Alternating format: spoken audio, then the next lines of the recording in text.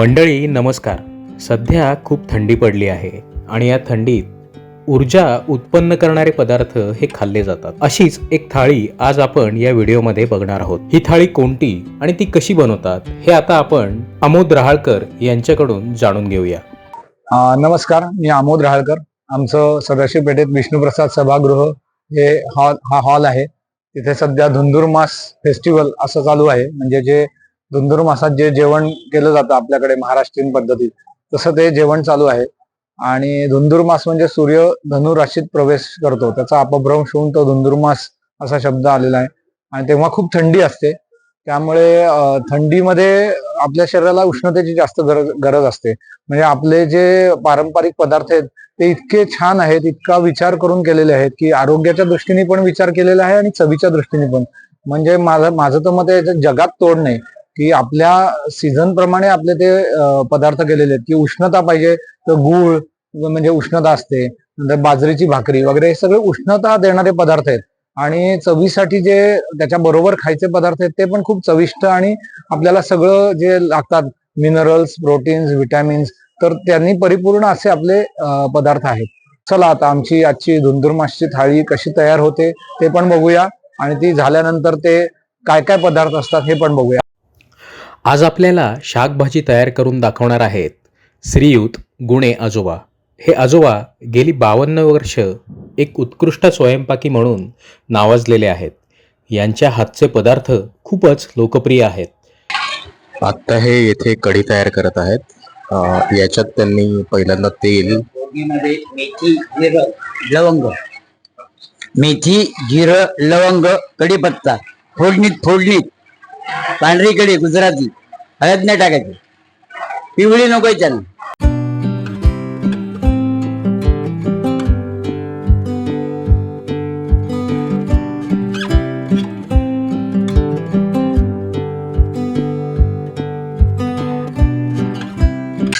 आता यांनी या कढीसाठी जे ताक लागतं ते ताक टाकलं आहे आणि त्याच्यात त्यांनी त्याला थोडस बेसन लावलंय. घट्टपणा येण्यासाठी त्यांनी आता बेसन लावलंय या ताकाला. आंबटपणा कमी आहे मग एक लिंबू पिळतोय. जेव्हा कढी तयार होत होती अगदी तिथेच बाजूला एक 75 वर्षाच्या आजी गुळपोळी लाटत होत्या. गुळपोळी अगदी त्या छान लाटत होत्या. एकाच आकाराच्या गुळपोळ्या या अगदी लीलया त्या तयार करत होत्या. या आजी सर्व प्रकारच्या पोळ्या तयार करतात. म्हणजे पुरणपोळी, साधी पोळी, गुळपोळी अशा विविध प्रकारच्या पोळ्या त्या गेली 50 वर्ष तयार करत आहेत.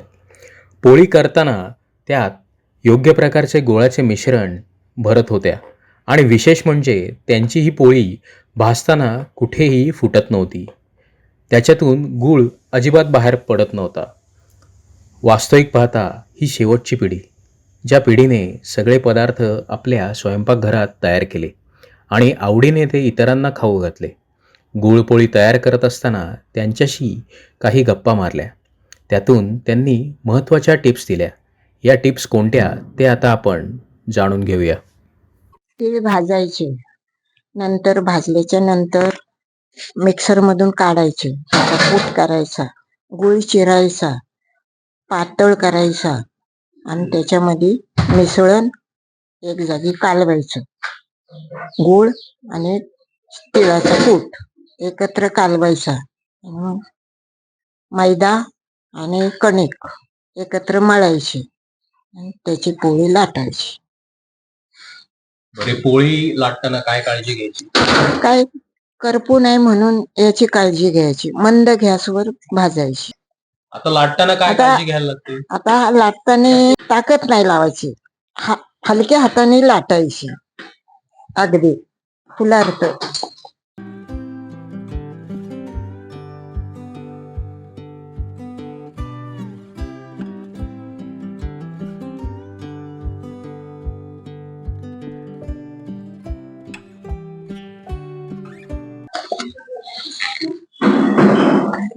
लाटून झाली. चणे, पावटा, शाकभाजी, त्याची फोडणी करतोय. मोहरी, हिंग, हळद, तांबडं तिखट,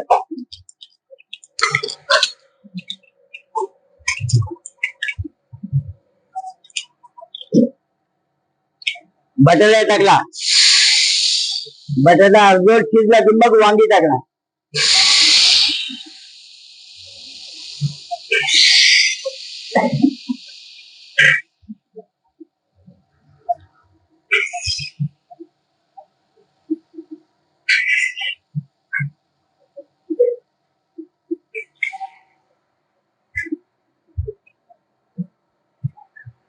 चणे,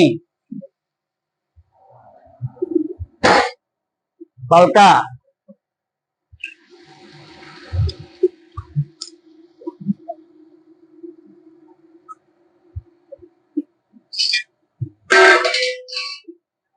नारळ,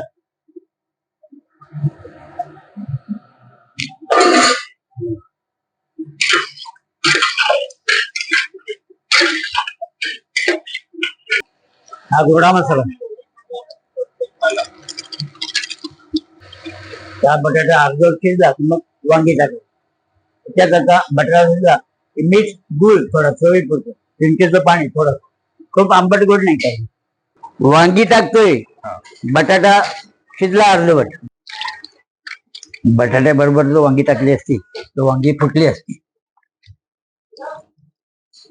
तर ती अख्खी राहण्यासाठी बटाटा शिजल्यावर मग टाकायचं. वांगी लगेच शिजतात. त्यांनी बटाट्याबरोबर वांगी टाकले नाहीत कारण वांगी फुटतात म्हणून.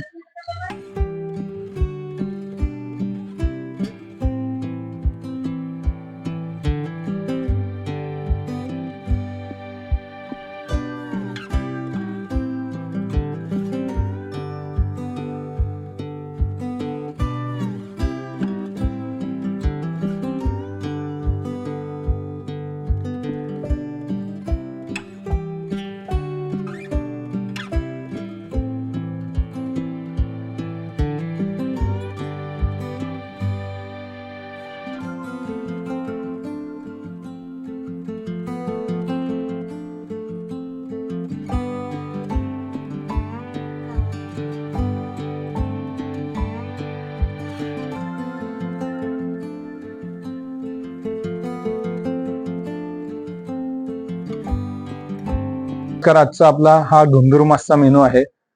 ही थाळी वाढलेली आहे पूर्ण. तर ही गुळाची पोळी आहे, त्याच्यावरती हे तुपाचा गोळा आहे. त्याच्यानंतर ही कढी आहे. ही शाकभाजी म्हणजे ज्याला म्हणतात वांग, बटाटा, पावटा, हरभरा असं जे थंडीत मुख्य म्हणजे जे पदार्थ मिळतात त्याच्यापासून बनवलेली ही शाकभाजी आहे.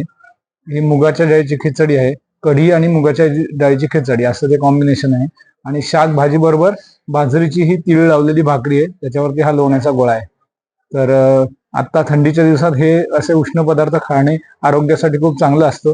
तर त्याच्यामुळे हा मेनू आरोग्यासाठी पण खूप चांगला आणि चवीला पण खूप चांगला. तर भाकरी आणि शाकभाजी, त्याच्याबरोबर लोणी पण आहे, पापड आहे, हे बटाटे वडे आहेत आणि हे गाजराची कोशिंबीर आहे दाण्याचं कूट घालून.